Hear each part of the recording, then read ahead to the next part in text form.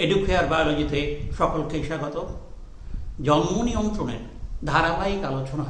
আজকের আমার বিষয় হলো আইইউডি বা ইন্ট্রা ইউটেরাইন ডিভাইস। আগে জানা দরকার আইইউডি কি। এটা হলো অন্তঃজরায়ু গর্ভ নিরোধক ব্যবস্থা। এই ব্যবস্থা হলো ধাতু বা প্লাস্টিক নির্মিত, বলয় আকৃতির বা এস আকৃতির বা লুপ আকৃতির একটা বিশেষ সংগঠন বা জরায়ুর অভ্যন্তরে স্থাপন করে শুক্রাণু ডিম্বাণুর সক্রিয়তা, তাদের সঞ্চালন ক্ষমতা এবং নিষেকের ক্ষমতাকে খর্ব করে দেওয়া। প্রধান উদ্দেশ্য হল শুক্রাণু নিষ্ক্রিয়তা সৃষ্টি করে নিষেকে বাধা সৃষ্টি করা।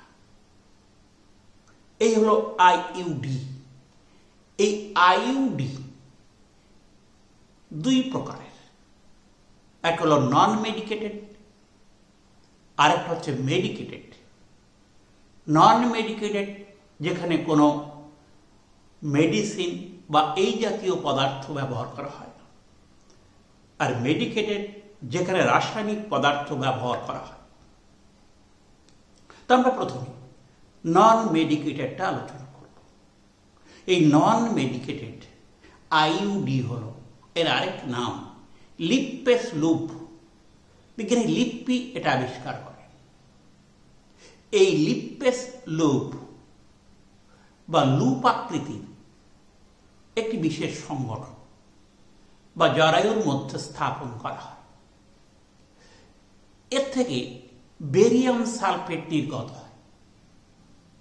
এই বেরিয়াম সালফেট ডিম্বনালীতে ডিম্বাণুর পরিবহন বন্ধ করে, জরায়ুর মধ্যে শুক্রাণুকে ফ্যাগোসাইটোসিস প্রক্রিয়া ধ্বংস করে, শুক্রাণু নিষেকের ক্ষমতাকে হ্রাস করে। এই হলো লিপ্পেস লুপ। এর সুবিধা হল এটা জন্ম নিয়ন্ত্রণে যথেষ্ট কার্যকরী পদ্ধতি। 2 নম্বর হল এটা সাধারণত 35 বা তার বেশি বয়সের মহিলারা ব্যবহার করতে পারে, বিশেষ করে যাদের একটা বা দুটি সন্তান আছে তাদের ক্ষেত্রে প্রযোজ্য। তবে এর কিছু অসুবিধা আছে। অসুবিধা হল লিপ্পেস লুপ জরায়ু থেকে খুলে বেরিয়ে আসতে পারে, 1 নম্বর অসুবিধা। 2 নম্বর অসুবিধা, এই লিপ্পেস লুপ মাঝে মাঝে চেঞ্জ করতে হয়, পরিবর্তন করতে হয়। তা নাহলে জরায়ুর সংক্রমণ ঘটতে পারে, বন্ধ্যাত্ব ঘটতে পারে। 3 নম্বর হলো এটা একটপিক প্রেগন্যান্সি সৃষ্টি করতে পারে, অর্থাৎ জরায়ু ছাড়া অন্য জায়গায় নিষেক ঘটাতে সাহায্য করতে পারে। এটা অনেক সময় যন্ত্রণা সৃষ্টি করে এবং রক্তক্ষরণও ঘটাতে পারে। এই অসুবিধা আছে এই লিপ্পেস লুপ পদ্ধতি। আর কিছু মেডিকেটেড।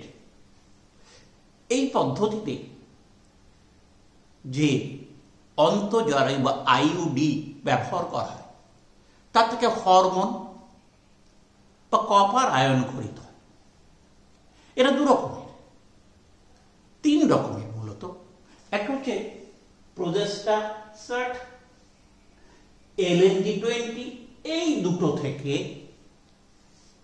সাধারণত প্রোজেস্টেরন খরিত হয়। এই প্রোজেস্টেরন সার্ভিক্স অঞ্চলকে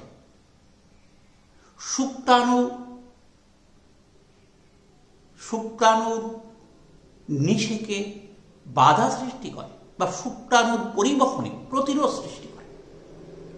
এই প্রোজেস্টেরন এবং LNG-20, লিভোনরজেস্ট্রল 20, এই দুটো জিনিস থেকে প্রোজেস্টেরন হরমোন খরিত হয়। এই প্রোজেস্টেরন হরমোন জরায়ুর সার্ভিক্স অঞ্চলকে শুক্রাণুর ক্ষেত্রে অগম্য করে তোলে। এছাড়া জরায়ুর মধ্যে ভ্রূণের রোপণে বাধা সৃষ্টি করে, ফলে গর্ভসঞ্চার রোধ হয়।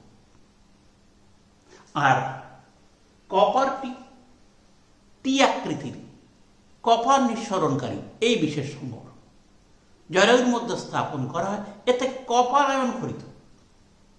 এই কপার আয়ন শুক্রাণুকে নিষ্ক্রিয় করে দেয়, শুক্রাণুর গতিশীলতাকে হ্রাস করে দেয়, শুক্রাণুর বিনষ্ট করতে সহায়তা করে।